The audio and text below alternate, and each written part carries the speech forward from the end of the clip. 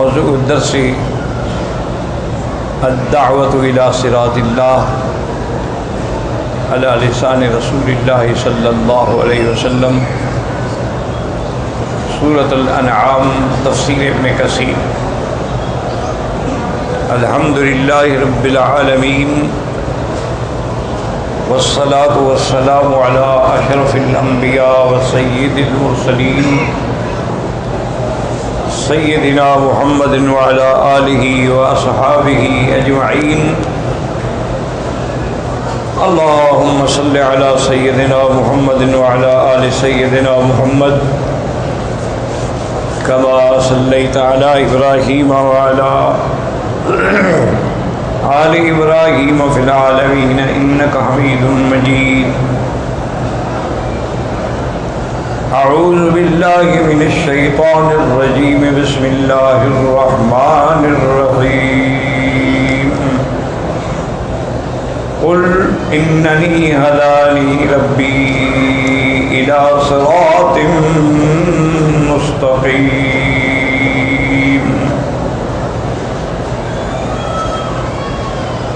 دينا قيما ملة إبراهيم حنيفا وما كان من المشركين۔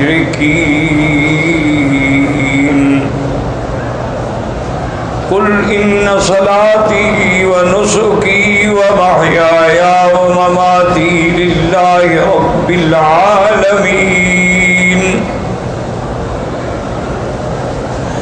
لا شريك له وبذلك أمرت وأنا أول المسلمين۔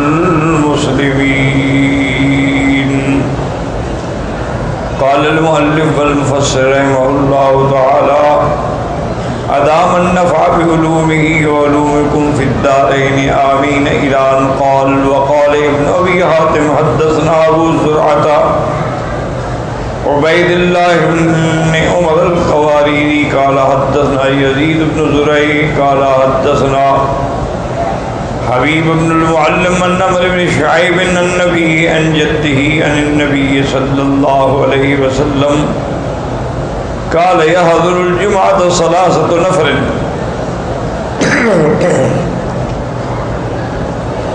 رجل حضرها باللغو فهو حظه منها، ورجل حضرها بدعاء فهو رجل دعا الله فإن شاء أعطاه وإن شاء منعه، ورجل حضرها بإنصات وسكوت ولم يتخط رقبة المسلم ولم يؤذي أحدا فهي كفارة له إلى الجمعة التي تليها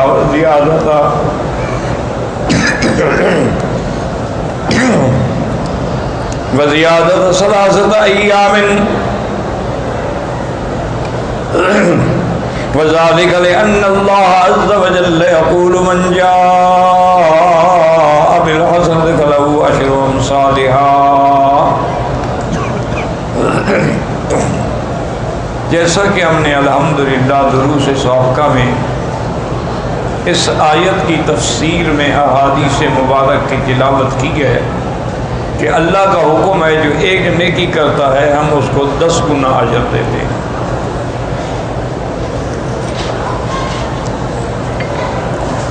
اور کبھی اللہ تبارک و تعالیٰ اس کو 10 گنا کے بجائے 700 گنا ثواب بھی دیتے ہیں، اور کبھی اللہ تبارک و تعالیٰ اس کو حرمت مکان کے اعتبار سے، جیسے مسجد الحرام ہے تو وہاں ایک نماز کا 1 لاکھ کا ثواب دیتے ہیں۔ اسی طرح کبھی حرمت زمان ہوتی ہے کہ ایک رات جو ہے لیلۃ القدر کی، جس نے اس میں اللہ کے لیے خالص عبادت کی 1000 مہینے کی عبادت سے بڑھا دیتے ہیں۔ تو یہ اللہ تبارک و تعالیٰ کے انعامات ہیں اپنے بندوں کو۔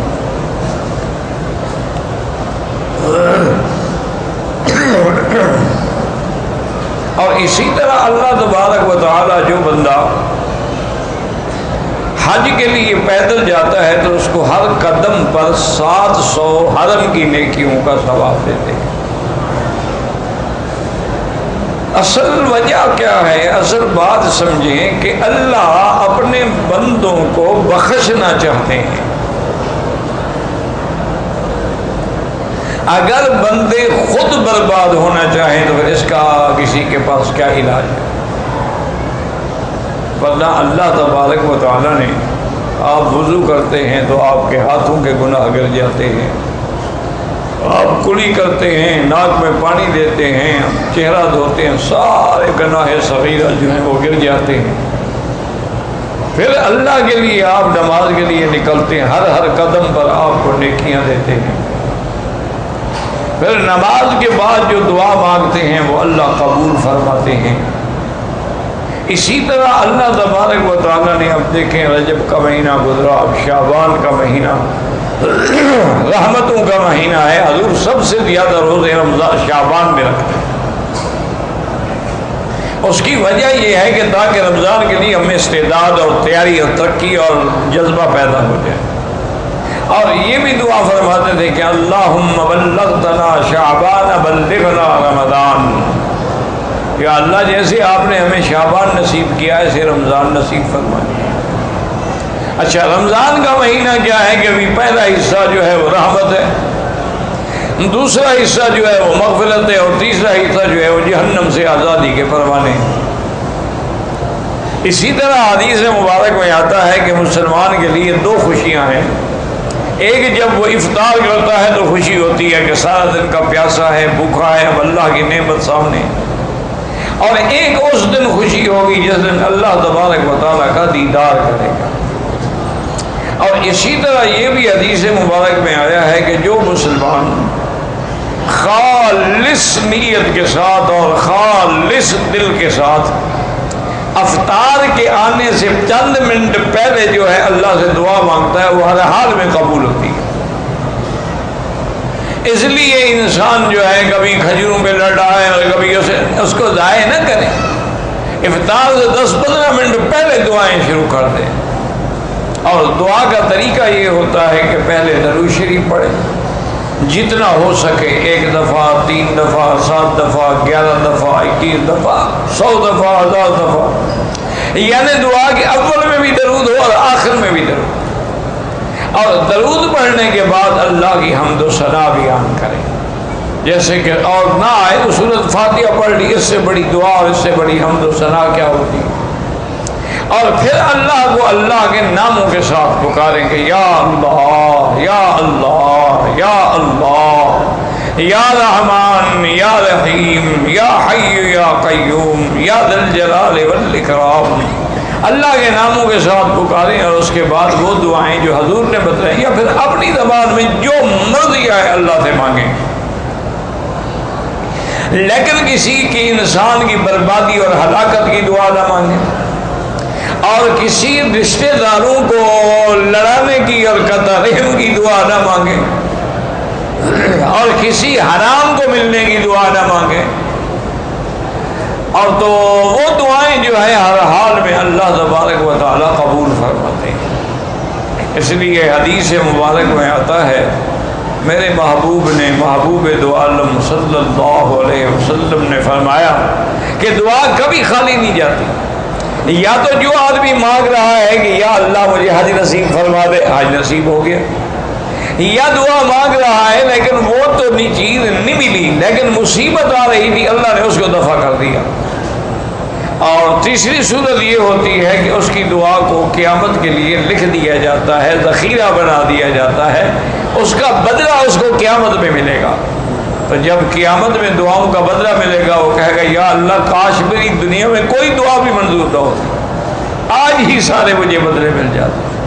تو یاد رکھیں کہ دعا جو ہے وہ کبھی خالی نہیں جاتی، صرف شرط یہ ہے کہ مانگنے والا ہو، شرط یہ ہے کہ اخلاص ہو، شرط یہ ہے کہ تڑپ ہو، شرط یہ ہے کہ درد دل سے دعا مانگے۔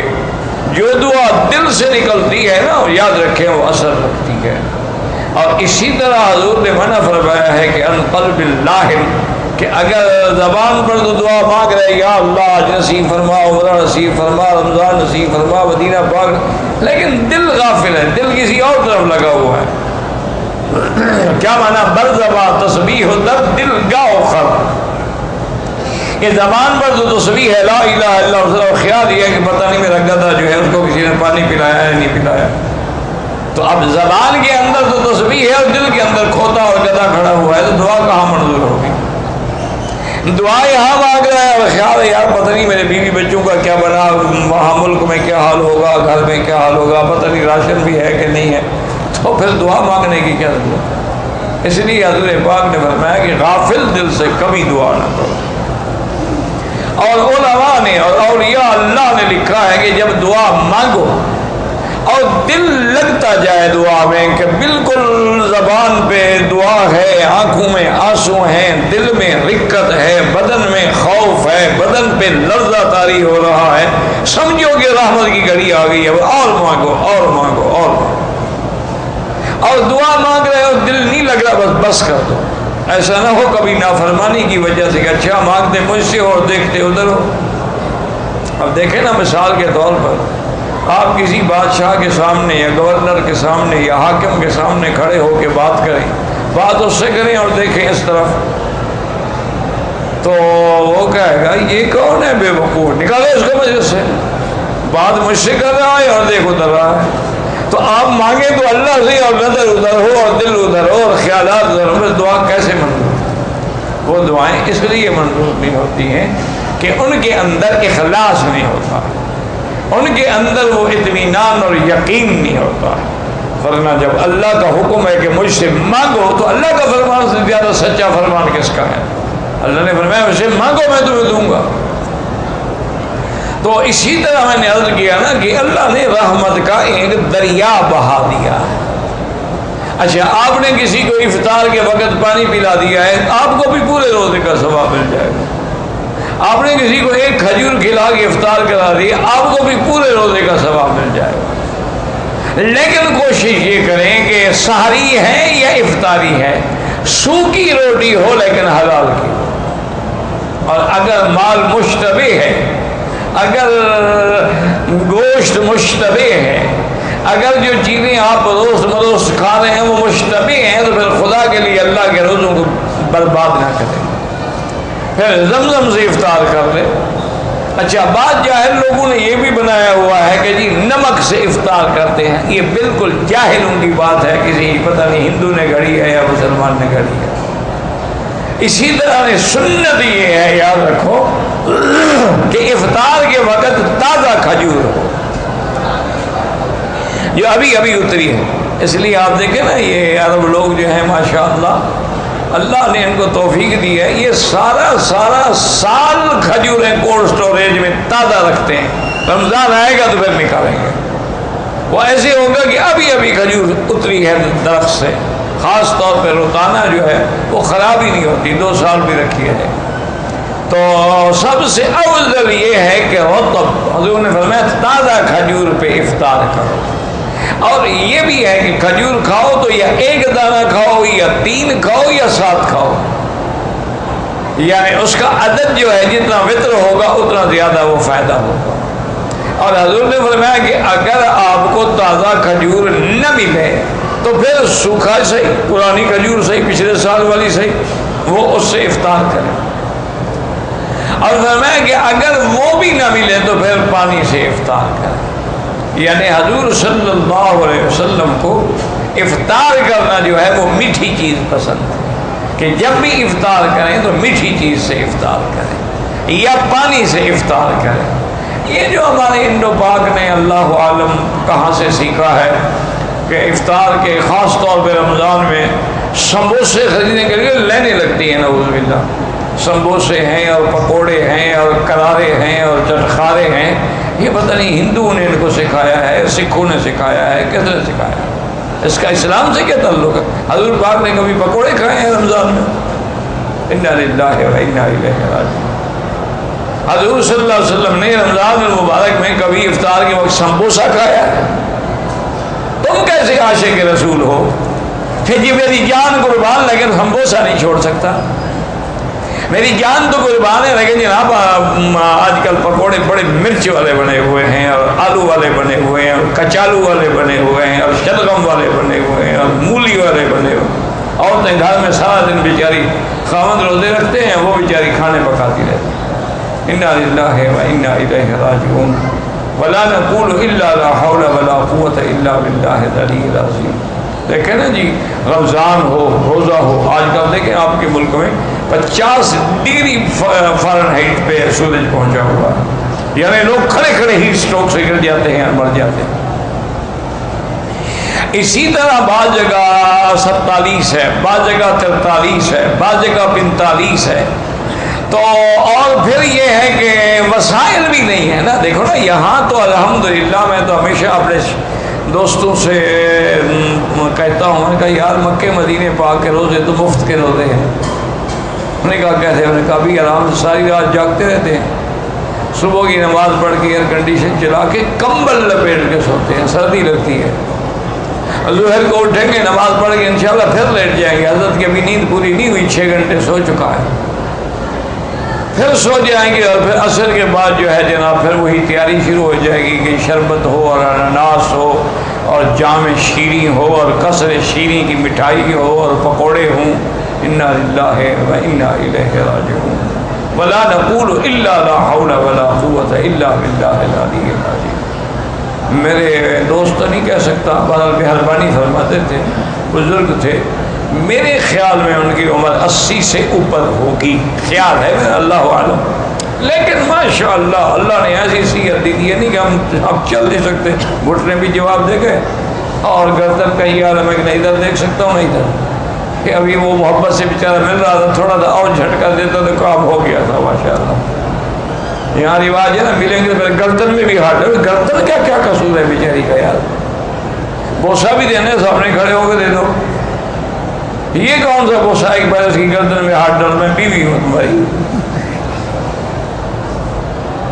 عجیب سا رواج ہے جناب، گلے میں باہیں تو بیوی کے ڈالی جاتی ہے نا، استاد کو تو ماتھے پہ بوسہ دیا جاتا ہے، سر پہ بوسہ دیا جاتا ہے، اور وہ آرام سے بیٹھا کر اس کو تکلیف پہنچا کے بوسہ دینا ہے تو پھر کیا فائدہ ہوا؟ اس بیچارے کو تو خیر پتہ نہیں تھا، اس نے آمدن تو نہیں کیا، لیکن اس کو اتنا تو سننا چاہیے تھا کہ 18 دن ہو گئے استاد بیمار ہیں، کیا بیماری ہے؟ نماز کھڑے ہو کے بھی نہیں پڑھ سکتے، صرف میں فرض میں کھڑا ہوتا ہوں اور وہ بھی مشکل سے، کیونکہ حکم ہے کہ اگر قیام کر سکتے ہو اور نہیں کرتے نماز نہیں ہوتی۔ ہاں ایک آدمی قیام کر ہی نہیں سکتا، بیٹھ کے بھی جائز ہے، سو کے بھی جائز ہے، لیٹ کے بھی جائز ہے، اشارے سے بھی جائز ہے، لیکن اگر کھڑے ہونے کی طاقت ہے اور پھر کھڑا نہیں ہوا نماز نہیں ہوتی۔ تو اب میں مجبور ہو کے فرضوں میں تو کھڑا رہتا ہوں کہ چلو اللہ کرے میرے فرض تو صحیح ہو جائے، اور باقی سنت نفل پھر کرسی پہ بیٹھ کے پڑھتا ہوں کہ مجبوری ہے۔ اس لیے ہمیشہ یاد رکھیں کہ رمضان المبارک کا مہینہ آ رہا ہے، ابھی سے تیاری کر لیں، ابھی سے توبہ کر لیں، ابھی سے گناہوں کی معافی۔ میں یہ نہیں کہتا آپ شربتیں نہ پئیں، اچھے کھانے نہ کھائیں، رات کو جا کے کھا لیا کریں نا گھر میں، لیکن افطار تو سنت کے مطابق کریں نا۔ اور آپ کو شاید احساس ہو نہ ہو، جہاں آپ پکوڑے کھاتے ہیں نا 2 صفوں تک اس کی ہوا ہوتی ہے، لوگوں کی نمازیں برباد ہو جاتی ہیں ماشاءاللہ۔ انا للہ و انا، کیونکہ پکوڑے کی ہوا آپ خود جانتے ہیں کیسے ہوتی ہے، تو لیکن کھجوریں 2 کلو کھا جائیں ہوا تو نہیں آئے گی۔ اللہ کے نبی کی حکمتیں ہیں کہ آپ وہ میرے دوست میں بتا رہا تھا کہ وہ ماشاءاللہ رمضان میں روزانہ عمرہ کرتا تھا، روزانہ۔ احرام رمضان میں اس نے کھولا ہی نہیں، سر پہ اسلحہ پھروایا تو وہی چادر سر پہ ڈال دی اور نماز پڑھی آرام سے، اور پھر اس کے بعد پھر چل پڑے۔ کبھی وہ رات کو تراویح کے بعد چلے جاتے تھے اور فجر کی نماز تک وہ اپنا عمرہ مکمل کر لے، آرام سے عمرہ بھی ہو جاتا، رش بھی نہیں ہوتا، اور جناب نماز پڑھ کے پھر آرام سے سو جاتے تھے۔ تو ایک دن انہوں نے کہا مجھے اشارے سے کہ یار بیٹھ جاؤ، میں بیٹھ گیا تو اس نے اجوا کھجوریں رکھی ہوئی تھی، اور ایک جگ تھا چھوٹا سا، اس میں مشروب تھا، تو کہنے لگا اس میں دودھ بھی ہے، زمزم بھی ہے، شہد بھی ہے، چونکہ ان تینوں چیزوں کو اللہ کے شفا فرمایا ہے۔ تو میں ان تینوں چیزوں کو جمع کر لیتا ہوں اور اسی سے افطار کرتا ہوں کہ کھجور کھا لی اور 2-3 گلاس یہ چڑھا لیے، سارا دن پتہ ہی نہیں لگتا عمرہ کرنے کا، بھاگنے کا، دوڑنے کا، اتنی اللہ انرجی دے دیتے ہیں، طاقت دے دیتے ہیں کہ پھر مجھے کسی چیز کی ضرورت نہیں رہتی۔ تو اس لیے ہمیشہ یاد رکھیں۔ اچھا، کبھی کبھی زیتون بھی رکھا کریں، چونکہ جن چیزوں کا قرآن میں ذکر ہے نا ان کا خیال کیا کرو۔ قرآن میں والتین والزیتون وطور سینین وہذا البلد الامین۔ تو طور تو خیر پہاڑ کا نام ہے، اور تین کہتے ہیں انجیر کو۔ زیتون مشہور ہے، تو اگر تازہ نہ ملے تو اس کا تھوڑا سا وہ دانے اچار والے رکھ لیے تاکہ سنت پوری ہو جائے۔ وہ بھی نہ ملے تو چلو تو زیتون کا تیل، حضور تو تیل میں روٹی ڈبو کے کھاتے تھے، آپ کے لیے سالن کیا تھا؟ زیتون کا تیل، اس میں روٹی ڈالی اور کھا لی۔ اور یا کبھی خل مانا سرکہ، حضور سرکے سے روٹی کھاتے تھے۔ ہمیں بھی یاد ہے یار، آج کل تو سب بڑے آدمی بن گئے نا، جب مکہ شریف آ گئے، مدینے آ گئے، ایئر کنڈیشن گاڑیاں مل گئیں، ایئر کنڈیشن گھر مل گیا، وہ بھی کہتے ہیں پدرم سلطان بود۔ میرا تو باپ جناب بادشاہ تھا، اور ہمارے شلغم کے باغ ہوا کرتے تھے جو ہمارے گھروں کی چھتوں پہ لگائے ہوئے تھے۔ انا للہ و انا الیہ، شلغم کا بھی باغ کا بھی دیکھا ہے۔ تو یہ تو قدرتی بات ہے، ورنہ ہم کیا لوگ، ہم گرمی کے روزوں میں مجھے یاد ہے کہ لسی کا اتنا بڑا دکھا ہوتا تھا، بس وہاں سے پانی ڈالتے جاتے اور پلاتے جاتے۔ میں نے کہا حضرت کتنا پانی ڈالیں گے؟ فرمایا بابا لڑائی اور لسی جتنا بڑا ہو بڑھ سکتی ہے، لسی میں بھی پانی ڈالتے جاؤ بڑھتی جائے گی، لڑائی بھی لڑتے جاؤ بڑھتی جائے گی۔ یہ دو چیزیں ہیں، جتنا بڑھاؤ بڑھتی ہیں، گھٹتی نہیں ہیں۔ یہ افطار ہوتا تھا۔ اچھا، اور سردیوں میں گڑ کی چائے ہوتی تھی، جب ہم پڑھتے تھے نا گڑ کی چائے بنی ہوتی تھی، اور بڑے شوق سے ہم وہ گڑ کی چائے پیتے تھے۔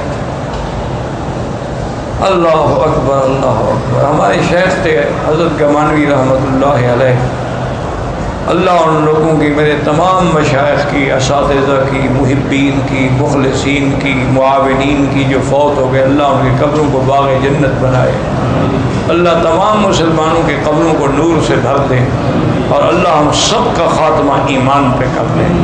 تو یہ تو رحمت کے دریا ہیں، اب پھر بھی محروم رہ جاؤ تو اس کا کیا علاج ہے؟ اس لیے حضور پاک صلی اللہ علیہ وسلم نے فرمایا کہ جمعہ کے دن 3 قسم کے لوگ ہیں جو جمعہ پہ آتے ہیں۔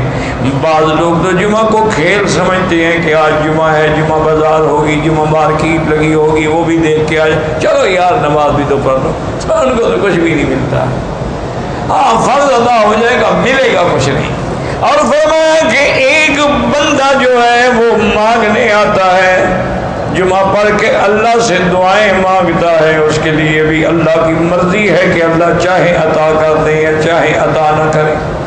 اور فرمایا وَرَجُلٌ حَضَرَهَا بِإِنصَاتٍ وَسَكُوتٍ، اور ایک بندہ خوب چپ کر کے آتا ہے، ادب سے چلتا ہے، وَلَمْ يَتَخَطَّ رَكْبَةَ مُسْلِمٍ، کسی مسلمان کی گردن سے پھلانگ کے نہیں گزرتا ہے، وَلَمْ يُؤْذِ أَحَدًا، اور کسی بندے کو تکلیف نہیں پہنچاتا ہے، ادب سے چلتا ہے، چپ کر کے چلتا ہے، جہاں جگہ بھی نہیں وہاں بیٹھ جاتا ہے۔ وَكَفَّارَةٌ لَهُ إِلَى الْجُمَعَةِ الَّتِي تَلِيهَا، یہ جمعہ جو ہے اللہ تعالیٰ اس کے آنے والے جمعے تک اور 3 دن اس سے بھی زیادہ اللہ اس کے لیے گناہوں کا کفارہ بنا دیتے ہیں۔ اب دیکھو آیا اور گناہ دھل گئے، کیونکہ اللہ نے قرآن میں فرمایا من جاء بالحسنۃ فلہ عشر امثالها۔ وقال حافظ ابن قاسم الطبراني قال حدثنا هاشم بن حسن قال حدثنا محمد بن اسماعیل قال حدثني ابي قال زمزم بن زرعة عن شريح بن عبيد عن نبي مالك الاشعري رضي الله تعالى عنه قال قال رسول الله الجمعة كفارة ما بينهما وبين الجمعة التي تليها وزيادة 3 أيام۔ حضور پاک کی حدیث ہے، حضرت ابی مالک الاشعری رضی اللہ تعالیٰ عنہ سے روایت ہے، حضور نے فرمایا کہ جمعہ جو ہے وہ اگلے جمعہ تک اور جمعہ کے درمیان کے جو دن ہیں گناہوں کے لیے کفارہ بن جاتا ہے، اور اس جمعہ کے بعد مزید 3 دن کا بھی کفارہ بن جاتا ہے، چونکہ اللہ کا وعدہ ہے من جاء بالحسنۃ فلہ عشر امثالها۔ وعن نبی رضی اللہ عنہ قال قال رسول اللہ صلی اللہ علیہ وسلم من صام 3 ایام من کل شہر فقد صام الدہر کلہ۔ حضرت ابی ذر سے روایت ہے کہ میرے آقا نے، میرے محبوب نے، میرے مدنی مصطفیٰ صلی اللہ علیہ وسلم نے فرمایا کہ جو آدمی ہر مہینے میں 3 دن روزہ رکھا کرے، اللہ تبارک و تعالیٰ کے یہاں ویسے ہوگا جیسے کہ سارا سال اس نے روزہ رکھا ہے۔ اب یہ کیا مشکل ہے اللہ کے بندے، یعنی آپ ایسا کریں کہ مثلا جمعرات ہے یا جمعرات اور سوموار یہ 2 روزے رکھ لیں، سنت ہے۔ اچھا لیالی البیض 13، 14، 15 یہ 3 روزے رکھ لیں، سنت ہے۔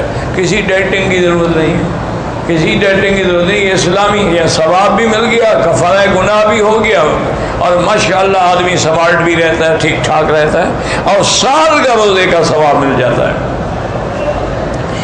رواہ الامام احمد وهذا لفظ النسائی ابن ماجہ والترمذی وزاد فضل اللہ تصدیق ذلك فی کتاب جاء بالحسنۃ فلہ عشر امثالها اليوم بعشرۃ ایام۔ ایک دن کے 10 جب 3 رکھے گا تو گویا 30 ہو گئے، تو ہر مہینے میں جب 30 دن روزہ ہوا تو گویا سارے سال کا روزے دار بن گیا۔ ثم قال هذا حدیث حسن۔ وقال ابن مسعود رضی اللہ تعالی عنہ من جاء بالحسنۃ فلہ عشر امثالها اليوم بعشرۃ ایام۔ ثم قال هذا حدیث حسن۔ وقال ابن مسعود من جاء بالحسنۃ فلہ عشر امثالها من جاء بلا الہ الا اللہ۔ وہ فرماتے تھے اصل حسنہ کیا ہے؟ کلمہ، کہ ایمان ہو۔ ومن جاء بالسیئۃ یقول بالشرک وہکذا جاء عن جماعۃ من السلف رضی اللہ عنہم اجمعین۔ وقد ورد فی حدیث مرفوع اللہ اعلم بصحتہ لکنی لم ارہ من وجہ یثبت والاحادیث والآثار فی ھذا کثیرۃ جدا وفیما ذکر کفایۃ انشاءاللہ بالثقہ۔ اب مسلم اور بھی بہت حدیثیں ہیں، بڑے دلائل ہیں، لیکن الحمدللہ جو بھی ذکر ہو گیا اسی میں کافی۔ قل اننی ہدانی ربی الی صراط مستقیم دینا قیما ملۃ ابراہیم حنیفا۔ اللہ اکبر۔ وما كان من المشركين قل إن صلاتي ونسكي ومحياي ومماتي لله رب العالمين لا شريك له وبذلك أمرت وأنا أول المسلمين۔ اللہ نے فرمایا میرے مدنی پاک کہہ دیں اپنی امت سے اللہ نے مجھے ہدایت فرمائی ہے صراط مستقیم کی، اور وہ صراط مستقیم کیا ہے؟ دیناً قیما، ایسا دین جو سچا ہے، جو ثابت ہے، ملت ابراہیم حنیفا، اور طریقہ حضرت ابراہیم کا جو سب کو چھوڑنے والے تھے اللہ کے لیے، وما کان من المشرکین، اور نہیں تھے وہ شرک کرنے والوں میں۔ قل فرما دیجئے ان صلاتی، تحقیق میری نماز، ونسکی اور میری قربانی، ومحیائی اور میری زندگی، ومماتی اور میری موت، للہ رب العالمین، اسی کے لیے ہیں جو رب ہے تمام عالم کا، لا شریک لا، جس کا کوئی شریک نہیں، نہ ذات میں، نہ صفات میں، نہ افعال میں، وبذالک امرت وانا اول المسلمین، اور اسی کا میں حکم کیا گیا ہوں اور سب سے پہلے جو ہے میں اسلام لانے والا ہوں، اللہ تبارک و تعالیٰ کے احکام ماننے والا ہوں۔ تو یاد رکھیں کہ یہاں پر اللہ نے حکم دیا کہ میرے مدنی صلی اللہ علیہ وسلم آپ جو ہے وہ حکم فرما دیں کہ اللہ نے مجھے صراط مستقیم کی ہدایت فرمائی۔ اچھا پہلے بھی آپ پڑھ چکے ہیں وَأَنَّ هَذَا صِرَاطِي مُسْتَقِيمًا فَاتَّبِعُوهُ وَلَا تَتَّبِعُوا السُّبُلَ فَتَفَرَّقَ بِكُمْ من سبیلہ۔ اللہ پاک نے حکم دیا تھا کہ صراط مستقیم۔ اچھا وہ صراط مستقیم کیا تھی؟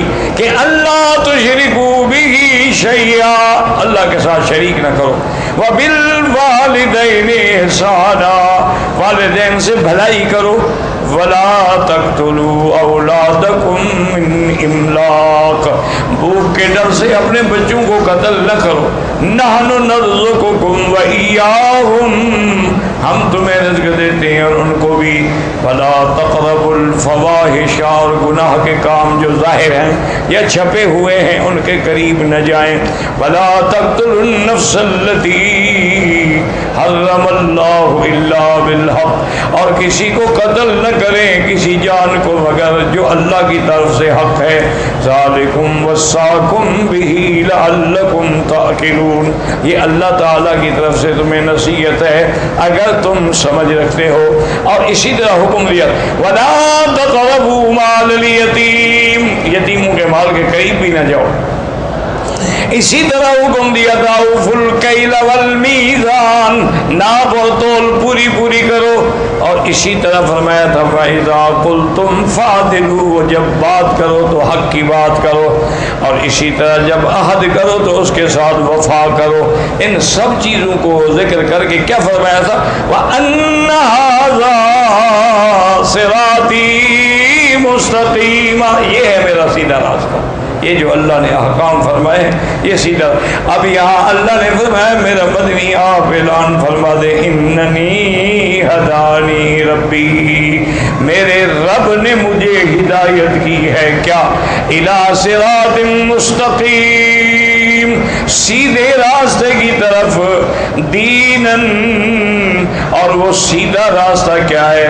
دین ہے ثابت، کون؟ دین اسلام، ان الدین عند اللہ الاسلام، اور فرمایا وَمَن يَبْتَغِ غَيْرَ الْإِسْلَامِ دِينًا فَلَن يُقْبَلَ مِنْهُ، جو اسلام کے علاوہ کوئی دین اختیار کرے اللہ ہرگز اس کا دین قبول نہیں فرمائیں گے، اور یہی وہ دین ہے ملت ابراہیم حنیفا وما کان من المشرکین، چونکہ مکے والے کہتے تھے ہم ملت ابراہیم پہ ہیں، ابراہیم کے طریقے پہ ہیں، اس کے گھر کے مجاور ہیں، اس کے گھر کی حفاظت کرنے والے ہیں، اور اس کے بیٹے کی برکت سے جو زمزم نکلا اس زمزم کو پلانے والے ہیں، اس کے بیٹے کی ماں نے جو صفا مروہ دوڑی ہم بھی صفا مروہ دوڑنے والے ہیں، اس نے مینا میں جو کنکریاں ماری ہم بھی کنکریاں مارنے والے ہیں، کہتے ہم تو ملت ابراہیم پہ۔ اللہ نے فرمایا بدبختو تم کہاں ملت ابراہیم پہ ہو، ابراہیم بتوں کو توڑنے والا، تم کعبے میں بتوں کو رکھنے والے، کیسے ملت ابراہیم پہ ہو؟ صرف کہہ دینے سے تو کچھ نہیں ہوتا کہ آدمی جتنا قبروں پہ سجدہ کرو اس سے بھی کہو، وہ کہتے ہیں سبحان اللہ جناب ہم تو پکے مسلمان ہیں، ہم کلمہ شریف پڑھتے ہیں، ہم کو بتوں کو پوجتے ہیں، یہ بت تھوڑے ہیں، یہ تو اللہ کے پیارے ہیں، ان کو پوجنے میں تو کوئی حرج نہیں۔ تو یہی وہ بات ہے جو ان کے دماغوں میں تھی کہ ہم تو ابراہیم علیہ السلام کے دین پہ ہیں۔ فرمایا بدبخت ہو تم، مشرک ہو، تم شرک کرتے ہو، ابراہیم شرک مٹانے والا، ابراہیم بتوں کو توڑنے والا، ابراہیم ماں باپ کو چھوڑنے والا، تم کیسے ملت ابراہیم پہ ہو؟ اچھا یہودی بھی کہتے تھے کہ ہم بھی ملت ابراہیم پہ ہیں، اور نصرانی بھی کہتے تھے کہ ہم ملت ابراہیم پہ ہیں۔ اللہ نے سب کا رد بیان فرمایا ما کان ابراہیم یہودیا ولا نصرانیا، اور ظالموں نہ ابراہیم یہودیوں کے دین پہ تھا نہ نصرانی، ولکن کان حنیفا، حنیف کہتی ہے سب سے رخ موڑ کے اللہ کی طرف رخ کرنے والا، سب سے تعلق توڑ کے اللہ سے جوڑنے والا. ولکن کان حنیفا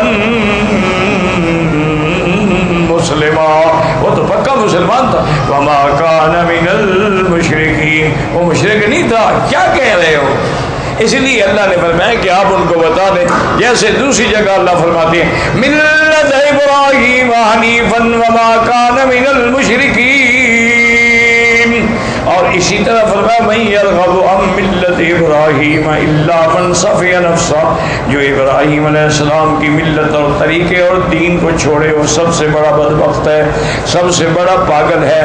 وجاہدوا فی اللہ حق جہادہ واجتباکم وما جعل علیکم فی الدین من حرج ملت ابیکم ابراہیم. اسی طرح فرمایا ان ابراہیم کان امۃ قانتا للہ حنیفا ولم یک من المشرکین شاکرا لانعمہ اجتباہ وہداہ الی صراط مستقیم وآتیناہ فی الدنیا حسنۃ وانہ فی الآخرۃ لمن الصالحین ثم اوحینا الیک ان اتبع ملت ابراہیم حنیفا وما کان من المشرکین.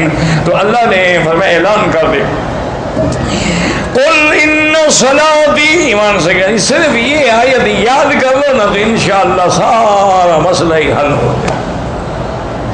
اللہ نے فرمایا میرا مدنی آپ فرما دیں ان صلاتی، تحقیق میری نماز. کیا معنی؟ یعنی میری تمام عبادت بدنی، نماز کا ذکر ہے. اب روزہ جو ہے وہ بھی عبادت بدنی ہے، نماز جو ہے وہ بھی عبادت بدنی ہے، طواف جو ہے وہ بھی عبادت بدنی ہے، صفا مروہ دوڑتے ہیں عبادت بدنی. ان صلاتی، میری تمام عبادات بدنیہ، والنسکی، اور میری قربانی. یعنی کیا معنی؟ عبادات مالیہ. یاد رکھو عبادت دو قسم ہوتی ہے، عبادت بدنی اور عبادت مالی. کیا معنی؟ ایک عبادت میں بدن تو خرچ ہوتا ہے نا، آخر آدمی وضو کرتا ہے، مسجد آتا ہے، چلتا ہے، تو تکلیف تو ہوتی ہے. تو یہ بدن خرچ ہو رہا ہے، پیسے تو نہیں لگتے نا کہ نماز پڑھنے کے لیے کوئی کہے کہ 10 ریال دو پھر نماز پڑھو. اور ایک عبادت ہوتی ہے مالیہ، کہ اللہ کے نام پہ جانور قربان کرنا، صدقہ کرنا، خیرات کرنا، کسی کو افطار کرانا، کسی کو روزہ رکھوانا، یہ سب عبادات مالیہ ہیں. تو اللہ کا نے فرمایا میرا مدنی اعلان کر دو ان صلاتی و نسکی، میری تمام عبادات اور میری تمام قربانی مالی عبادات. اور اس کے بعد فرمایا کہ ومحیایا، اور میری زندگی، ومماتی، اور میری موت، للہ رب العالمین لا شریک لہ، اللہ ہی کے لیے ہے. اعلان فرما دے. اب یہیں سے مسئلہ سمجھیں کہ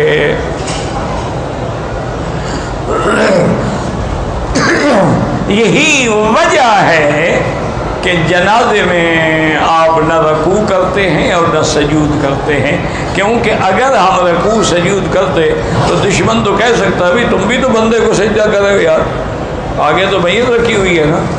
اللہ نے فرمایا نہ توحید میں خلل نہ پڑے، میرے بندے کے عقیدے میں شبہ نہ پڑے، لہذا میت رکھے کھڑے کھڑے بس پڑھ لو. نہ رکوع کی ضرورت ہے اور نہ سجود کی ضرورت. اللہ اکبر، اللہ اکبر. اور پھر جنازے میں اہم چیز کیا ہے؟ یاد رکھو کیا ہے؟ تکبیر. یعنی ایک آدمی کو دعا نہیں آتی، کوئی کھڑا رہے، درود شریف تو آتا ہے، ثنا تو آتی ہے، دعا نہیں آتی، اللہ اکبر بس، اللہ اکبر 4 دفعہ کہہ دیا جنازہ ہو گیا. تو تکبیر کیوں بڑی ہے کہ یقین کر لو یہ جو سامنے ہے یہ بھی میت ہے، بڑا اللہ ہے جس پہ کبھی موت نہیں آئے. جن پہ موت آ جائے وہ الہ نہیں ہو سکتے، جن پہ موت آ جائے وہ مشکل کشا نہیں ہو سکتے، جن پہ موت آ جائے وہ حاجت روا نہیں ہو سکتے. وہ تو اپنے جنازے میں بھی تیرے محتاج ہیں کہ کوئی لوگ آئے جنازہ پڑھے. وہ تو اس لیے آدمی خوش ہوتے یار بڑا جنازہ ہوا، کیوں؟ کوئی تو اللہ والا ہوگا، کسی کی دعا تو لگ جائے گی نا. وہ تو تیری دعاؤں کے محتاج ہیں، تم الٹا ان سے مانگ رہے ہو۔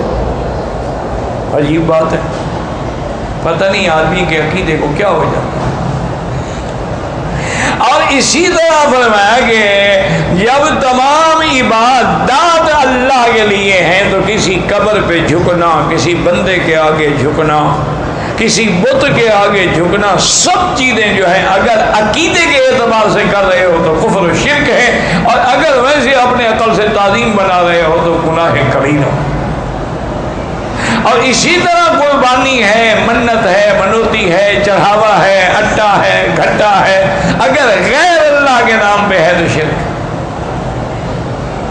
اور چونکہ اللہ کے نبی نے کہ میری قربانی، میری مالی بدی سب اللہ کے لیے، اور ہم مسلمانوں نے ماشاءاللہ بڑے شارٹ کٹ ڈھونڈے ہوئے ہیں کہ نظر برائے خدا اور نیاز برائے حسین، اس سے بڑا شرک بھی کوئی ہے؟ کہ منت اللہ کے لیے مانی ہے، نیاز حضرت حسین کی ہے۔ منت اور نیاز میں کیا فرق ہے؟ یہی تو شرک ہے کہ اللہ کے ساتھ کسی کو ملانا۔ نظر مان سکتے ہو لیکن اللہ کے، انی نظرت ما فی بطنی محررا فتقبل منی، یا اللہ میں نے منت مانی ہے تو منت اللہ کے لیے ہوتی ہے، نظر اللہ کے لیے ہوتی ہے، نیاز اللہ کے لیے ہوتی ہے، صدقہ خیرات اللہ کے، اس لیے کہ اللہ کے نبی نے اور یہ فرمایا کہ اللہ نے مجھے حکم دیا ہے۔ جب نبی کے لیے حکم ہے تو ہماری کیا طاقت ہے؟ قل ان صلاتی ونسکی ومحیائی، میری زندگی، کیا مانا؟ یہ نہیں کہ جب چاہو خودکشی کر لو، زندگی اللہ کے لیے، تم کون ہو خودکشی کرنے والے؟ اس لیے ہمیشہ یاد رکھیں کہ اگر اس نے خودکشی کی ہے یعنی بطور کفران زندگی کے تو پھر تو کافر ہو کے مر گیا، اس کا جنازہ نہیں پڑھا جائے۔ اگر ویسے بیچارہ بس ٹینشن میں آیا، کسی کے پریشانیوں میں گر گیا، گھر آیا، بچوں کے لیے دیکھا تڑپ رہے ہیں، بھوکے ہیں، کچھ نہیں، میں کچھ نہیں کر سکتا، تو اس وجہ سے وہ غریب کر گیا تو کافر نہیں ہوا، اس کا جنازہ پڑھا جائے گا اور اس کے لیے دعا کی جائے گی، لیکن بہت بڑا جرم ہے کہ زندگی تو اللہ کی امانت تھی، تم نے کیسے ضائع کر دی ہے؟ تو قیامت میں اللہ اس کو وہی سزا عطا فرمائیں گے جس طرح اس نے خودکشی کی تھی، یعنی اپنے گلے میں رسا لٹکایا تھا، قیامت میں بھی لٹکتا رہے۔ اگر زہر کھائی تھی زہر کھلائی جائے گی، چھرا مارا تھا چھرا مارا جائے گا، کیونکہ زندگی موت اللہ کے لیے ہے۔ قل ان صلاتی ونسکی ومحیائی ومماتی للہ رب العالمین لا شریک لہ، جس کا کوئی شریک نہیں، نہ اس کی ذات میں شریک ہے، نہ صفات میں شریک ہے، نہ اس کے کاموں میں کوئی شریک ہے۔ اللہ تعالیٰ وحدہ ہے، اللہ تعالیٰ لا شریک لہ ہے، اللہ تبارک و تعالیٰ واحد بھی ہیں، احد بھی ہیں، صمد بھی ہیں، لم یلد بھی ہیں ولم یولد بھی ہیں۔ تو اس لیے اللہ کے نبی نے اعلان فرما دیا، فرمایا کہ لا شریک لہ وبذالک امرت، یہی مجھے حکم دیا گیا ہے، وَأَنَا أَوَّلُ الْمُسْلِمِينَ، اور سب سے پہلے میں اسلام لانے والا۔ کیا مانا؟ کہ جب وحی حضور پہ ہوتی تو سب سے پہلے ایمان کون لائے؟ حضور صلی اللہ علیہ وسلم پہلے ایمان لائے۔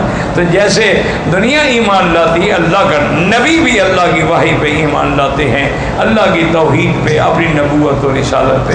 اس کے بعد جو ایمان لانے والے ہیں وہ بعض روایات میں ہے اول من آمن ابی بکر، سب سے پہلے ایمان لانے والے سیدنا ابی بکر صدیق رضی اللہ عنہ ہیں، اور ایک روایت میں ہے اول من آمنت سیدہ خدیجہ رضی اللہ تعالی عنہا، سب سے پہلے ایمان لانے والی بی بی خدیجہ ہیں۔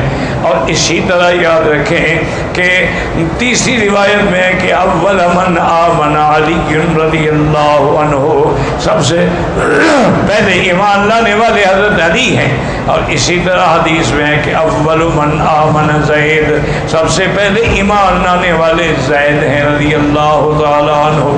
تو علماء نے اس کو جمع کر دیا کہ مردوں میں اور بزرگوں میں سب سے پہلے ایمان لانے والا ابو بکر ہے، اور عورتوں میں سب سے پہلے ایمان لانے والی بی بی خدیجہ ہیں، اور بچوں میں جو حضرت علی تو بچے تھے نا اس وقت، حضرت بچوں میں سب سے پہلے ایمان لانے والے حضرت علی ہیں، اور غلاموں میں سب سے پہلے ایمان لانے والے حضرت زید ہیں۔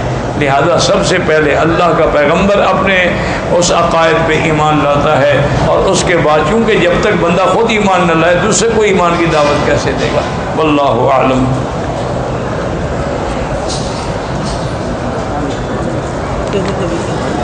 اس پہ کارڈ تھا بھائی، اچھا چھوڑ دو بس، مل جائے گا مجھے، مہربانی کرو۔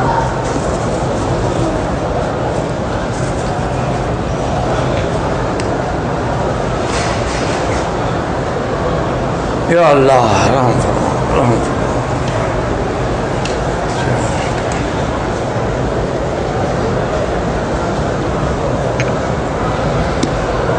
کالا لباس جو ہے وہ جہنمی ہے؟ بالکل نہیں، غلط بات ہے۔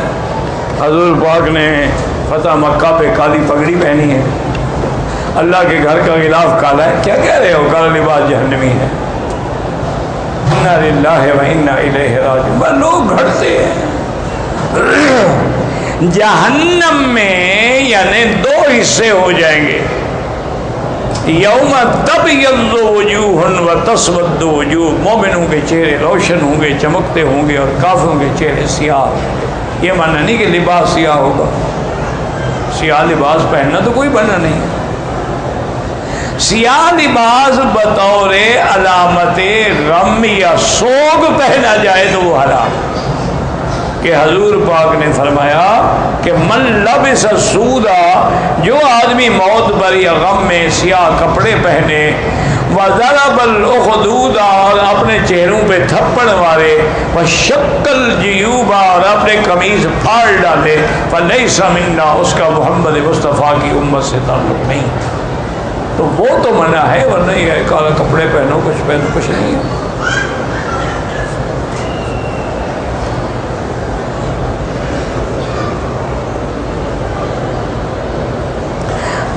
مکے کی کسی بھی مسجد میں نماز پڑھو، پورے مکے میں 1 کا لاکھ ملے گا، بلکہ انشاءاللہ 25 لاکھ ملے گا۔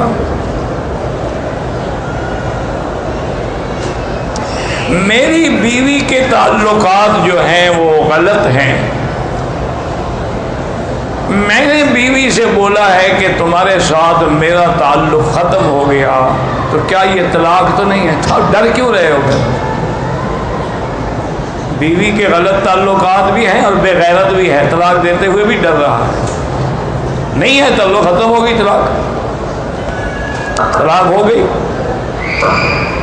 جب بیوی کے غلط تعلقات ہیں پھر بھی تم اس کو بیوی رکھنا چاہتے ہو؟ یار بڑے عجیب انسان۔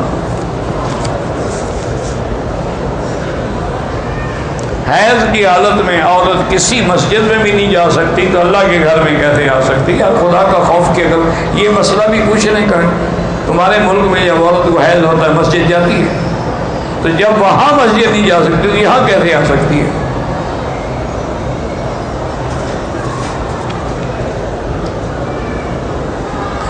طواف جو ہے میرا بھائی یا عمرہ، جو لوگ فوت ہو گئے اپنے لیے کریں اور دعا کریں کہ اللہ اس کا ثواب جو ہے فلاں کو عطا فرما، تو اللہ ان کو ثواب دیتے ہیں، اور جو زندہ ہیں ان کے لیے دعا کریں اللہ ان کو نصیب کرے۔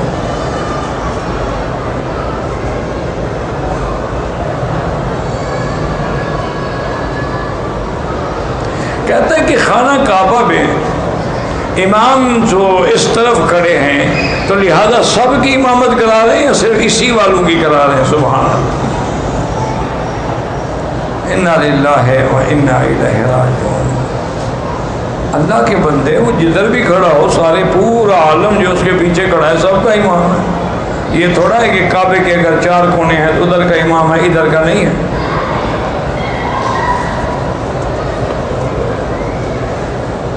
شب برات میں کوئی صحیح حدیث مبارک میں یہ ثابت نہیں ہے کہ فلاں عبادت کی جائے یا 15 کا روزہ رکھا جائے یا اسی رات کو لیلۃ مبارکہ جو قرآن میں ہے وہ سمجھا جائے کہ اس میں رزق تقسیم ہوتا ہے اور لکھا جاتا ہے. یہ تو لیلۃ القدر کے خصائص ہیں. لیکن بہت سارے علماء، محدثین، مجتہدین، اولیاء اللہ بہرحال اس رات میں خصوصی طور پہ عبادت کرتے ہیں. آپ بھی کریں، عمرہ کریں، طواف کریں، صفا نفل پڑھیں، قرآن پڑھیں، لیکن یہ رکھنا کہ اس میں سب کچھ تقسیم ہو رہا ہے اور یہ اللہ کا حکم ہی یہ نہیں.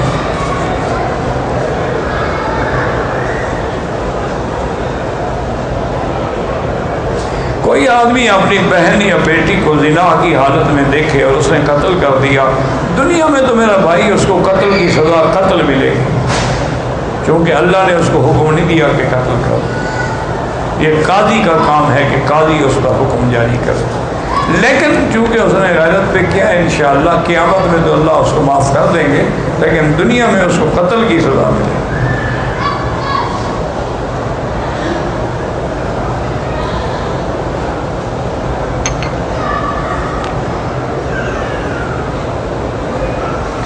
بہرحال صدقہ کریں، خیرات کریں، روزے رکھیں، نفل پڑھیں. 13، 14، 15 کا روزہ تو ثابت ہے حدیث میں. اس میں اگر 15 آتا ہے وہ تو سنت ہے، وہ تو ہر مہینے میں ہے نا، صرف شعبان میں تو نہیں ہے.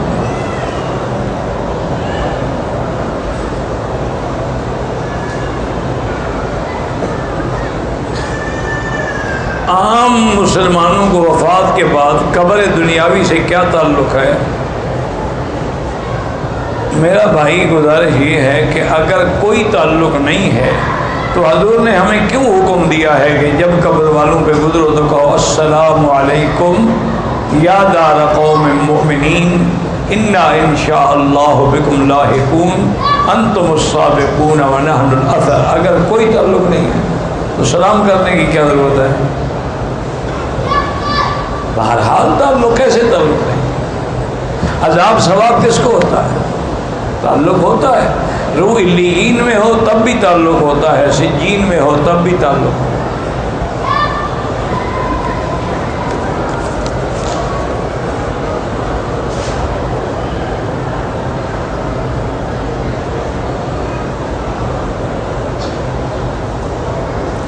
اگر آپ نے اپنا حج کر لیا ہے اور والدہ کے لیے حج کرنا چاہتے ہو اور مکے میں رہتے ہو تو آپ رمضان کے بعد کوئی عمرہ نہ کریں اور حج افراد کریں، حج مفرد کریں.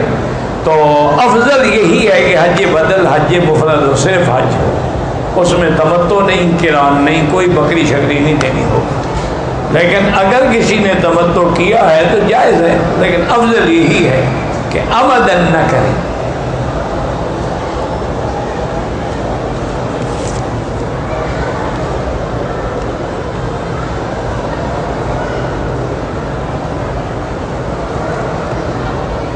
امام نماز پڑھا رہے تھے، رکوع سے کھڑے ہوتے ہوئے ربنا لک الحمد کی جگہ اللہ اکبر کہا، بعد میں سیدھا صاف کیا. جو سیدھا صاف کرنا چاہیے نہیں، غلطی وقت نماز میں شامل نہیں تھے، بعد میں شامل ہوئے، بالکل نماز ہو جائے گی. اس میں سے کوئی ضرورت بھی نہیں تھی سیدھا صاف کرنے کی. اللہ کا نام تو لے لیا تھا نا اس نے، چاہے اللہ اکبر کہتا یا سمع اللہ لمن حمدہ کہتا.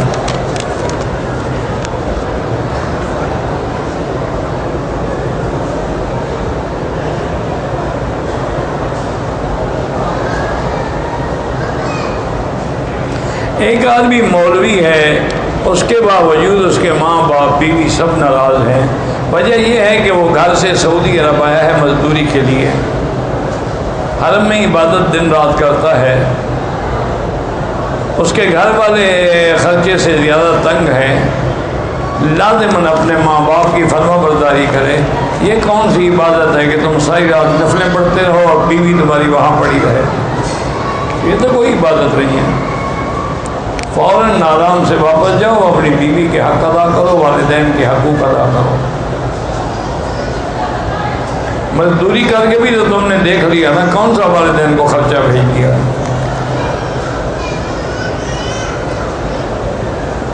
مدینے سے واپس آ رہے تھے، مکے کے رہنے والے ہیں، مکہ کے قریب پہنچے، نماز ظہر کا وقت ہو گیا، گاڑی رک گئی، نماز ہم نے نماز نہیں پڑھی کہ مکے میں جا کر قصر کی جگہ پوری پڑھ، ٹھیک ہے آپ نے مکے آ گئے پوری پڑھ لی، ٹھیک ہے، راستے میں بھی پڑھ لیتے قصر تو وہ بھی جائز تھی، لیکن آپ نے سوچا کہ جب ٹائم بھی ہے وقت بھی ہے حرم جا رہے ہیں تو حرم کی نماز ملے گی، ٹھیک ہے۔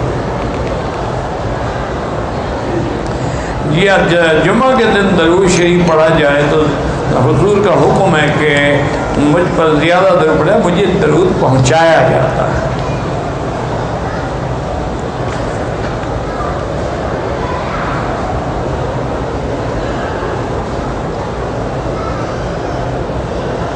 کہتے ہیں کہ امریکہ میں کاروبار ہے جس میں مسلمان اور غیر مسلم کام کرتے ہیں،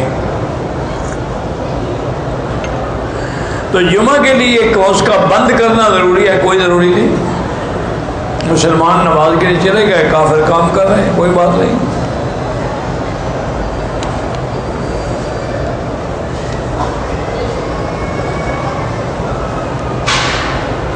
ہماری مشروع جب مکمل ہو گیا تو اسٹور والوں نے بہت سارا سامان باہر پھینک دیا، تو اگر ہم وہ اٹھا لیں وہ جائز ہے۔ بہرحال اگر آپ نے انہوں نے پھینک دیا بیکار کر کے، آپ نے اٹھا لیا، لے لیں، کوئی بات نہیں۔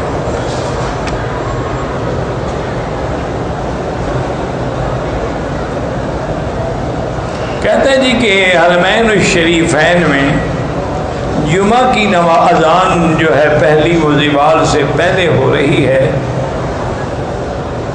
زوال کی وجہ سے سنتیں نہ ہونے کی وجہ یہ ہے، ان کو کس وقت پر بعد میں پڑھ سکتے ہیں سنتیں، لیکن بات یہ ہے کہ آپ سب سے پہلے تو تحقیق کریں۔ آج کل جو میرے بچے نوجوان پڑھے لکھے ہیں نا، انٹرنیٹ پہ بڑا آسان ہے، انٹرنیٹ پہ زوال، اشراق اور نمازوں کے اوقات نکال لیں اور آج کی تاریخ دیکھ لیں، مہینہ دیکھ لیں، سال دیکھ لیں کہ آج کب زوال ہوا، تو آپ کو تسلی ہوگی۔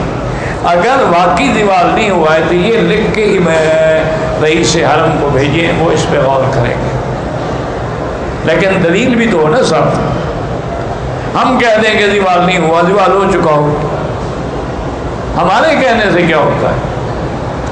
چند دن پہلے میں نے اپنے ایک دوست کے ذمہ لگایا تھا، میرے خیال میں مہینہ ڈیڑھ مہینہ گزر گیا، تو اس وقت زوال جو ہے وہ 11:48 پہ ہو رہا تھا، اب تو اور جلدی ہوتا ہوگا۔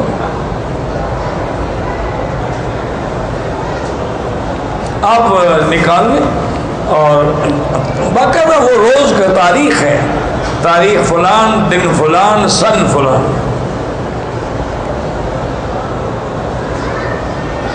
انسان کی عملی عبادات میں حقوق اللہ کے بعد حقوق اللہ ہی ہوتے ہیں عملی عبادات میں، اور کون سی عملی عبادات جو ہے جو اللہ کے سوا کسی غیر کی مدد کر دے۔ افضل عبادت والدین احسان، والدین سے بھلائی کرنا۔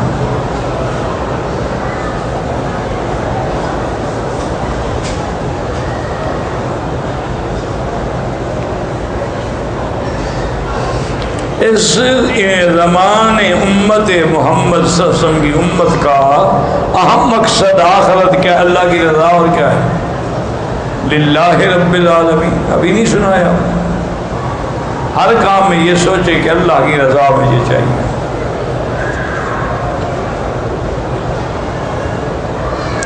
میں اس سال حج کرنا چاہتا ہوں، رمضان کے بعد عمرہ نہ کریں، یہاں رہتے ہیں مکے میں تو افضل، جتنے عمرے کرنے ابھی کر لو، رمضان میں کر لو، رمضان کے بعد عمرہ نہ کرو، اشہر حج ہیں وہ، اشہر حج میں عمرہ کرنے سے دم لازم آ جائے گی، حنفی مسئلہ ہے۔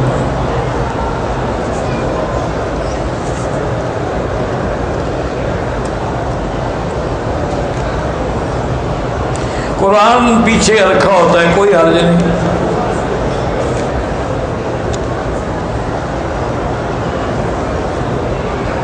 میرا بیٹا بیمار ہے، اللہ شفا عطا فرمائیں۔ اللہم اشفنا واشف مرضانا ومرضى من اوصانا واستوصانا ومرضى المسلمین برحمتک یا ارحم الراحمین۔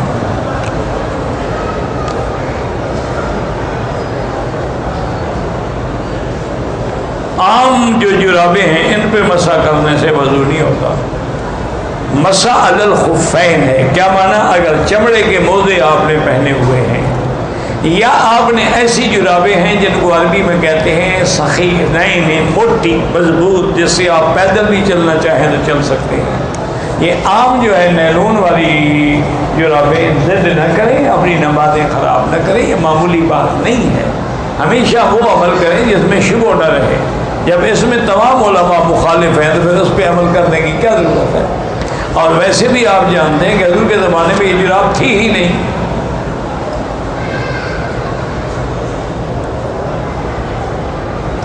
ایک عورت نے طائف کے میقات سے احرام باندھا، کمرے میں آ کے کھول دیا، ماشاءاللہ وہ دوبارہ احرام بھی باندھے طائف سے، عمرہ بھی کرے، دم بھی دے۔ بچوں کا کھیل ہے کہ جب چاہا کھول دیا، جب چاہا باندھ دیا۔